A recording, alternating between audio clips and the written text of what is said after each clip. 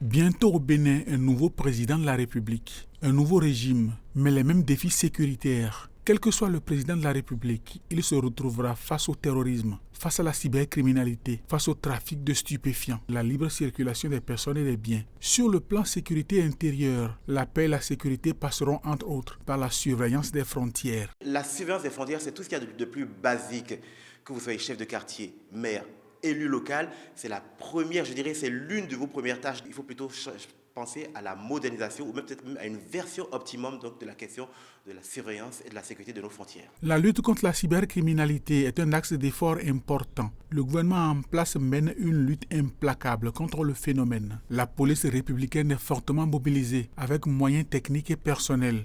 Tout nouveau gouvernement aura la charge de poursuivre la lutte. Face au trafic de stupéfiants, le nouveau gouvernement, comme son prédécesseur, gagnera à avoir la main dure dans la lutte contre le phénomène. Il lui faudra opérationnaliser rapidement les polices municipales, surtout dans les communes frontalières, et mettre en place des dispositions pour une police de proximité et la coproduction de la sécurité. Pour anticiper les initiatives de l'ennemi terroriste, il faudra renforcer davantage les capacités opérationnelles des armées, surtout celles de la garde nationale. Il ne faudra pas occulter la marine militaire. Le port du Bénin tient une place stratégique dans l'économie du pays. Il faudra donc mettre en place les moyens nécessaires à l'entretien et au maintien en état opérationnel des vecteurs de la marine nationale pour la surveillance de nos côtes et la sécurisation des eaux intérieures. On l'a vu avec les pays de l'AES, on l'a vu avec le Mali, on le voit avec le Sahel central.